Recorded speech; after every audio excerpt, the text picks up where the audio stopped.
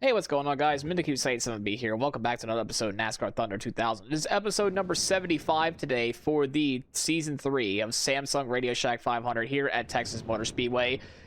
It's been a very, very good last few episodes for us. I will say that. That's something I never thought I would say. We have gone back-to-back. Yes, we have won back-to-back races at Darlington and Bristol. So it's been doing really, really good for us right now, right then and there. We're just now tied for the 9th place spot with Jimmy Johnson in the 66 car anyway, because he replaces Darrell Waltrip. As we take a look through the rest of the standings here, we're still trying to get ourselves just our way up towards the front anyway. I don't know if championship caliber is going to be the goal for this season, but it's actually going to be a really, really eventful first part of this episode. Why? Because our new R&D has come in. What R&D? Well, the tire wear, of course. So we're gonna have to get. We could actually, because it's on a higher level now, we can actually get rid of some team members that are slow or not with it anymore. But so that's what we're gonna do here. We're gonna basically fire almost everyone except maybe except the front tire changer, to tell you the truth. I was looking through them. We're gonna start with the catch can man. We're gonna replace him immediately with well, this is the best one we got. The catch can man I might just replace every now and then, to tell you the truth, to see if I can get like a faster speed. Rod Vance, it's been a pleasure. Goodbye. You should be having an 89 speed. That's what we're looking for here. Let's see who else can go. Yeah, this no. I might no. Goodbye. Oh, we're getting rid of you as well. I'm gonna make sure we get you. Yep, 88 speed. Welcome aboard. Take a look through the. This one I might keep, even though the skill's a little low. I'm just gonna see how he keep up anyway. Race and front tire carrier, of course. Get rid of him. 87, 89. That's what I like to see. So we take a look at see who else. Catch cam in I just replaced. Our tire changer is basically. I think that's about everyone for that part anyway. Now we go to this area here. And unfortunately, all these guys are going to go. To the Shadow Realm they went. And now welcome aboard a new crew chief. I'm thinking this one actually because we really don't need as much super speedway rating compared to like the others, which are kind of important. So we're gonna sign him. Let's see here. Well, there's only one good engine builder, so welcome aboard you. Chassis builder, well, we could just do 84, 85 with tire grip and tire wear, because we're trying to get the biggest tire grip and tire wear if we can, not durability. Durability is fine. Replace it fabricator, of course, as well. So our durability stat isn't going to be that great in the chassis department, but it's going to have everything else. The draft and downforce, which is kind of like what we need. Very good. So new crew members, very nice to see. R&D. I've been speculating what we're gonna do this season. Obviously, the main targets are engine power and tire grip. For right now, because we're gonna try to focus on the middle of the season.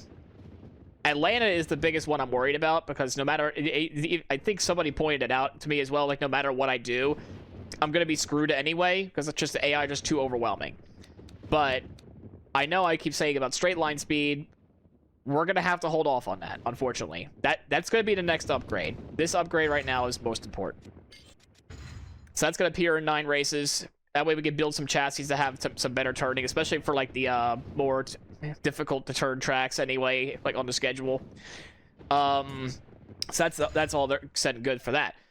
Chassis. We're building another one, of course, because that's exactly what we're going to do. Build this one anyway. We're actually not even going to overhaul anything still, and because of that, I mean, like, we still have 2 good chassis ready to rock and roll. I mean, we're going to use the same one again. This is the 3rd race in a row now where we're using the same exact chassis anyway, because it's just so good, dude. This chassis is so good. And I'm thinking the same thing for the engine, but I want to build another one anyway, because the 79, 73, and 89 durability, absolutely. We're going to go build another one of those. And in terms of our inventory, I mean, this engine still rocks, dude. We're using the same stuff. This is the 3rd race in a row. We really don't even have to overhaul anything. This is great. I think that's all there is to it. I think, yeah, $264,000 is the right amount I had in my head. Yeah, Texas Motor Speedway. I know this first part of the episode was very long. Don't worry, it's gonna get more eventful from here on out. I mean, the setup I'm driving right now, honestly, at Texas Motor Speedway, it is absolutely fast. Like, it just absolutely glides into corners. Like, for some reason, you can just get ludicrously fast quartering speeds here around Texas Motor Speedway. Of course, the tires are going to wear out, of course. You know, that's just common. But what I've noticed in my little practice race I sometimes do now, the AI are also feeling it. Or, like, in the middle of the pack, they're also feeling it. So, we're definitely not the only ones now. Especially with the tire wear upgrade that's going to be coming in anyway for us. We get the pole for the third straight week, of course. We could do a second lap if we really wanted to, but we're not. So it's an Andy Petrie front row lockout between ourselves and Joe Nemechek. Boris Said's in this race for some reason, so I'm all for it. And now we head to the pre-race ceremonies.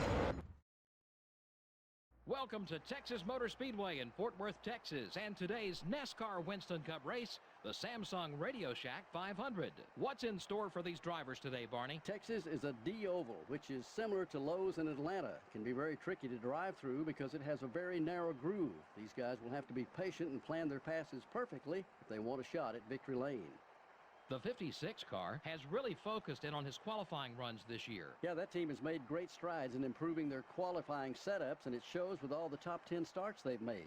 Jeremy Mayfield hasn't performed well at the Speedway tracks this season. Yeah, I really feel bad for those guys this season. They come to these tracks and work so hard, but they just never seem to get the car exactly right.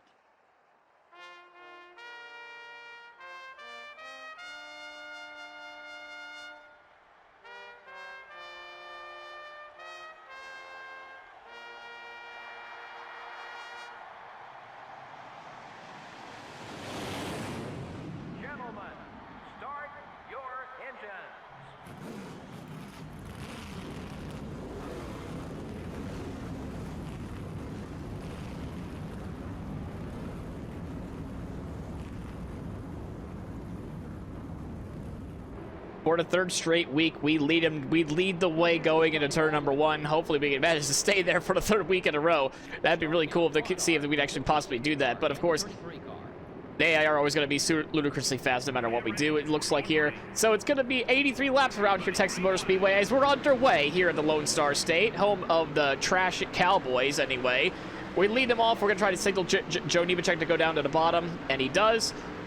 We're going to try to see, oh my god, this is where they have just like a ludicrously, like a huge head of steam. As we made no work with what has, Joe Nemechek just made no work of us, and he just completely just power passes with that horsepower on the outside. I mean, I do have some downforce just to make this thing turn, but he will lead the first lap, unfortunately, not us. So we're going to go in the second place here. We have Ricky Rudd and Tony Stewart right behind us, right then and there. Rudd's already won a race this year, thankfully enough, and as well as ourselves. We are the only multi-time winner this season so far. Of course, with us going back-to-back. We're going to try to do a hat trick and go 3 in a row here at Texas, but of course, we're going to try to make sure we can actually get to the finish line first. We're actually going to try to make the go for the lead here on our teammate of Joe Nemechek. But unfortunately, we just don't have the corner exit speed compared to that 33 car, and he'll lead that lap.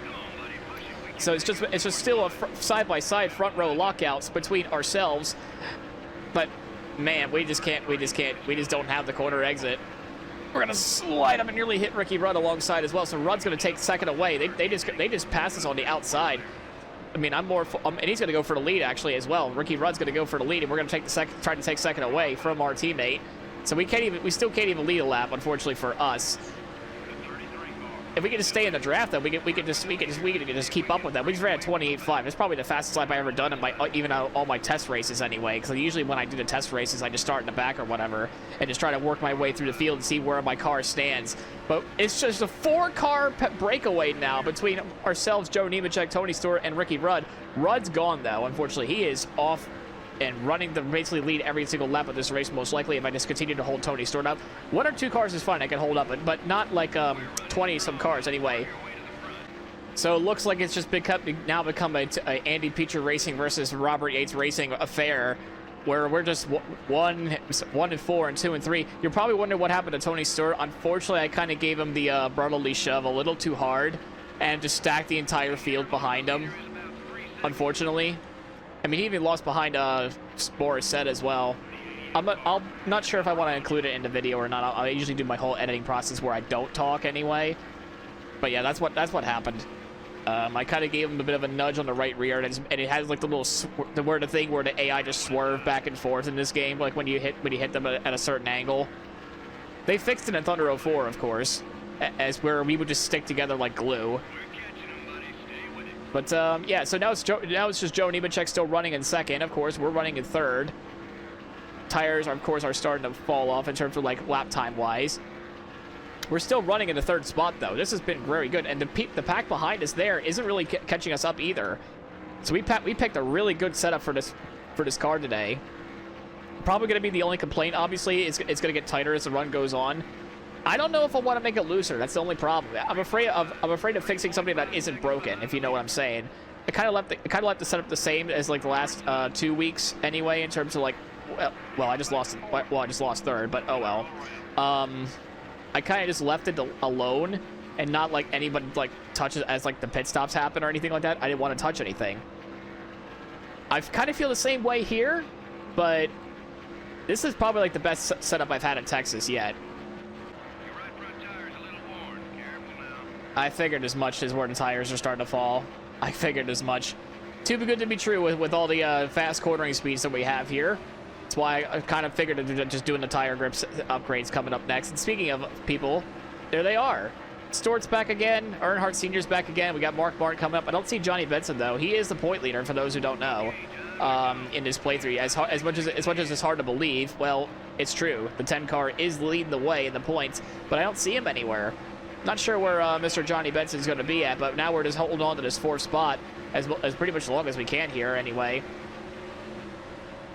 Oh boy, here we go. Now it's going to be that point in the race where I just defend for my life, and Joe may or may not owe me one because now it's Jail Jarrett's now in second, so now it's a Robert Yates 1-2 right now. Definitely Robert Yates is looking forward to seeing that anyway. There's nobody behind the both of them, essentially, but besides me and Tony Stewart probably going to go at it again, but he's going to power past me on the outside. Nothing I can do about that. Yeah, I still don't see him. I don't see Johnny Benson. He's probably having an off day, which is not something that you want to have. Ricky Rudd is in an absolute another zip code. He's in more of another zip code than Jarrett, his other teammate, who's yet to even win a race in this playthrough. I'm surprised, being a 1999 champion in the in real life. He would expect him to be very well in this mod still, right? As we unfortunately give Mark Martin a bit of a brotherly shove as well. We're gonna give the bottom to Dale Earnhardt Sr. as we run the middle line anyway. Then we're gonna come back down. There we go.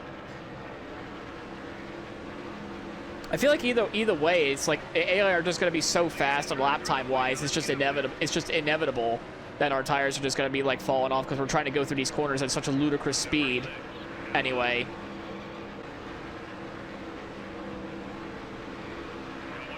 Yeah, we're just like no match compared to some of these guys anyway at this point put in the race.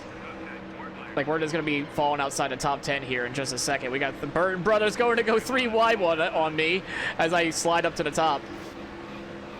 As we give a little bit of a brotherly shove with the 99. I do have some damage on the right rear, which I'm in an attempt to make this thing a little bit looser. Well, unfortunately, my idea now is to make this thing a little bit looser, which is going in -half around the wedge. We're gonna see if that helps the cornering out a lot, or it just makes it too loose. I hope it doesn't make it too loose because I know I'm feeling a little bit tight now. Obviously, I mean, as expected, the front tires are just gonna go away in this game compared to oopsie daisy with Jeff Burton, I suppose. Oh my goodness. Well, here comes Steve Park. We actually kind of need to stay in front of him, honest to goodness, because of that sponsorship money. We need it, for sure. It's obviously the fall off is now over a second for us anyway. Obviously because of the front tires are just gone. I mean, so is everybody else, but even so, like even just getting this tire wear upgrade, it's just not exactly the most worth it, or at least not yet anyway, until we actually decide to get the chassis built anyway. That's what kind of like we're worried about. We're just gonna say no to Steve Park there. I remember, I think season 1, I think Steve Park had a bit of a tumble with Kenny Irwin at this track. Yeah, we're now on P12, now behind Jeff Gordon, who is terrible in this mod for some reason. He's gonna try to make a move on Johnny Benson. who is our point leader as I slide up the racetrack. Oh my goodness, I didn't even mean to take out Sterling Marlin right there almost. Oh my goodness, I hope he's okay out of that one. It just slid right up. Which is why I'm trying to see if I can, well, the red front tire says it all, really. I'm just trying to see if, maybe, like, making it -3 on the wedge might help us out a little bit, because that's the only change I'm gonna make. Oh my god, we just lost 4 spots in 1 corner as Jimmy Johnson's gone sideways and there's no caution for that? You mean to tell me there's no caution for that? And there is. Oh my gosh. Well, this might hurt us a lot in the fuel economy now because everyone's gonna come down pit road. Oh my goodness, that was a big wreck involving Jimmy Johnson.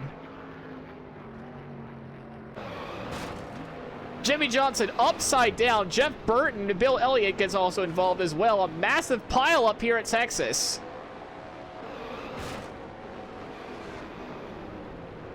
Horrible accident here at Texas Motor Speedway today. Everyone has to come down pits now, right? Waiting. Yes, they are.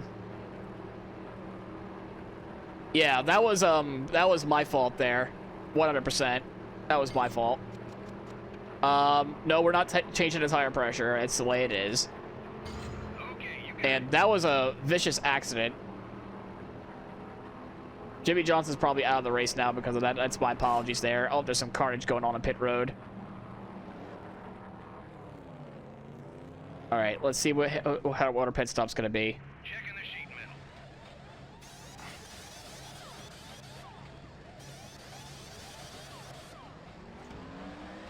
Rudd's already out and about.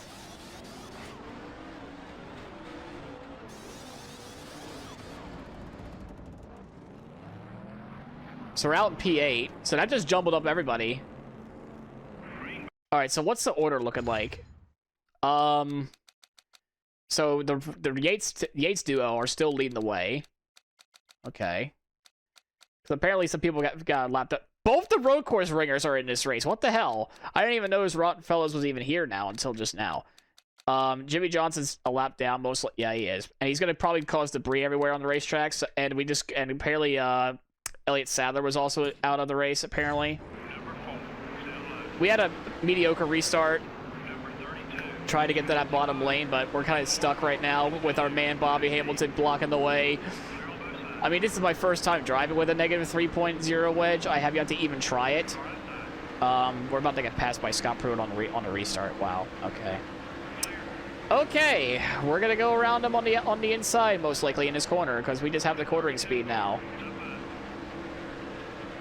I mean, it feels faster than before in terms of me putting the wedge down. Or at least that's just from the first lap.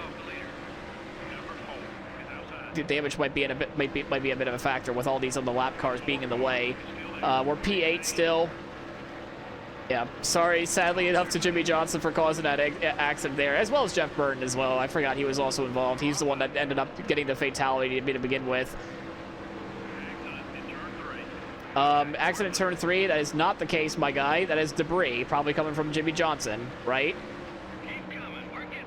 Survey says. No, it's Schrader. Schrader's gone topless.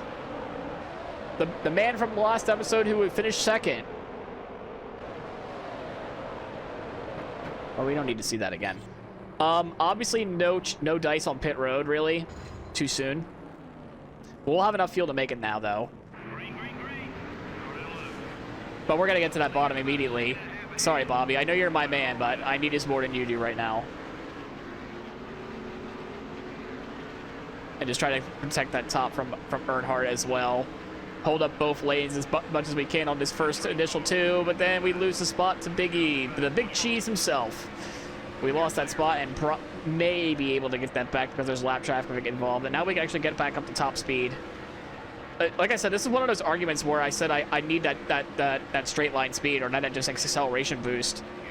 I really need it, but that's gonna have to wait until it's gonna happen though. It will happen this season. It's gonna be our next R&D after the tire grim that's being installed. As we try to power pass it, use Dave Blaney as a pick. Thank you very much, Dale Sr. I'm sorry, Dave Blaney. Thank you very much. And Stacy Compton. You guys are... Oh, my God. You're going to form a blockade now. Perfect. Thank you. Now we're going to try to get around Joe Nemechek, our teammate here as well. Down to the inside we go, but nope. We just don't have it. Cornering-wise, we can still somewhat keep up. Oh, we're going to have to step out of the gas, step out of the gas, step out of the gas. Oh, my goodness. Almost running into the side of Kevin LePage. We almost LePage, but that's not exactly the most accurate term out there, is there? Oh, it's a bit of a Mario Party jamboree over here in turn 3 and 4. We're trying to gain some more spots there because now Chad Little is blocking the way as well as Jimmy Johnson, both blocking those both lanes. Trying to see which lane's gonna prevail. 99 times out of 100 it's usually the inside line, but Jimmy Johnson still holding strong even with all that damage on the outside. We almost caught another caution by doing that off of 2. Oh my God, we almost had killed another person doing that. Oh my gosh, well, there goes Dale Sr. That's not even on my account. He just lost it in turn 3. We're trying to get around our teammate Joe Nemechek still. Bill Elliott's still in the way, but I think he's for a spot as well. No, Mark Martin is, not Bill Elliott. Bill Elliott's a lap down to the disappointment of many. Labonte's going to try to make us a pass on the outside, but oh my goodness, that late block there by Bill Elliott almost messed up Joe Nemechek right then and there. I don't even know what to say about the car, to tell you the truth. I mean, it can handle very well. We just don't have the straight line speed. Again, I keep saying that. The straight line speed is just not there. We're still hanging in P8. We're barely keeping up with our teammate. Jimmy Johnson still powering through, even though he's a lap down. Even with all that damage, Jimmy Johnson is still going strong right now in that 66 car. I'm just waiting to see if any debris is going to come off that car, which I don't know if it is or not. We haven't seen Schrader drop any debris anymore. It's not like the one time where Kenny Wallace just dropped debris from the back of his car every caution, or even at my stream, at my Tiburon stream, like about a month or 2 ago, where the back bumper just kept dropping off at every 20 laps or 10 laps, and I just had to end up finishing him off, or at least get the debris off for good. And we had to do it that way. It messed up the stream, honestly, but unfortunately we had to do what we had to do. The stream was already ruined because of that. We're still holding on to P8. We can't really catch up to Joe Nemechek anymore, or even Ward Burton, who's I think is also P6. The Robert Yates duo is still 1-2 from what I'm seeing in the screen anyway. Yeah, we're catching up, but we're still 4 seconds back, so I don't think we're catching them up at all. Oh no, Matt Kenseth just blew up right behind me. Oh, that's an unfortunate day for the end of the day for him. We're still holding on to P9. Probably going to lose it at some point. Kenny Wallace is actually on his way up here as well. That number 55 team, our teammate as well. So if he passes us, we're now the last place of the Andy Petrie teammates. But hey, if we get all 3 of our cars in the top 10, that'd be great. That'd be a great day for us, honest to goodness. Joe Nemechek is still up there. But oh boy! Almost a repeat with Jeff Burton right then and there, as Kenseth's on his way down. So Roush is not exactly the most happiest person in the world, or at least with me anyway. I'll handle him later. I don't care. Who cares? Tires are worn, of course. About 21 laps to go. Coming up soon. 22 to go, I mean. And we're just going to see if we can hold on to the top 10. Top 15 is definitely possible today, though. Now we got to stay ahead of the one car to get the maximum amount of money. That'd be great, because we got to get another 3 million and then some afterwards, you know, in the next few races. Oh no, I messed up the corner. Ooh. Oh, I think that's maybe the 3rd or 4th time I hit that wall there. I'm surprised the fuel cell didn't blow up. In Thunder 04, that probably would have blown up right then and there by now, but we're still holding on to the top 10, albeit barely now at this point. We have Dale Sr. just giving us a tow. I'm okay with the top 10, to tell you the truth. After the 2 race stretch we have winning, and it's just a top 10 here around its track today. Compared to my Thunder 04, where I basically won Texas every single time after season 1, I don't know. At least this version of Texas is harder than Thunder 04 anyway. It seems as Steve Park almost ate the wall. I wonder what it tasted like if he would have hit that. He would have told me what it would taste like after the race. Probably tastes like concrete. Maybe a pinch of styrofoam. Gone away are the tires. Here to stay is the pack here. We sing a love song as we slip along, slipping in the sliding wonderland. That's pretty much what we're doing at this point. It is a little loose. I will say this now. It is a little loose. Obviously, the fall off is still there now. At this point, having a strategy where if I were to come down pit road is kind of out the window. Just have a late charge is kind of out the window. Top 10 might be in jeopardy because our teammate is right behind us as well. I kind of want the top 10 more than anything at this point, but I got to protect that sponsorship money. So in order to choose between top 10 and sponsorship money, top sponsorship money is always the answer. So if I have to let Kenny Walls go, he's on the inside now. How did I lose it? Almost lose it on a straightaway. What the hell is wrong with my driving ability? Oh my goodness. I might have to say goodbye to that top 10 here. You can get it, Kenny. You can do it, Kenny. There you go. I think this might be his first top 10 since probably since Daytona, I think. No. He did a top 10 was it last episode or 2 episodes ago? No, he had a top 10 at Darlington. Yeah, he had a top 10 at Darlington. So I was going to say he had his first top 10 since then. I was going to say his first top 10 since Daytona, but of course that's not going to happen. So it looks like we're just going to finish just outside the top 10 here today, unfortunately for us. Gotta protect that spot against the one car. That's the main thing I'm worried about, is the one car. Oh boy! Oh no! There we go. We lost it right then and there. That didn't throw out a caution? Are you sure? Are you sure that didn't throw out a caution? I was completely sideways. Oh, well, that just ruins everything, doesn't it? We just lost it right out of turn 2, and the car's mangled, unfortunately. Now we're gonna get fall lap down here. That didn't throw out a caution. Why didn't I throw out a caution?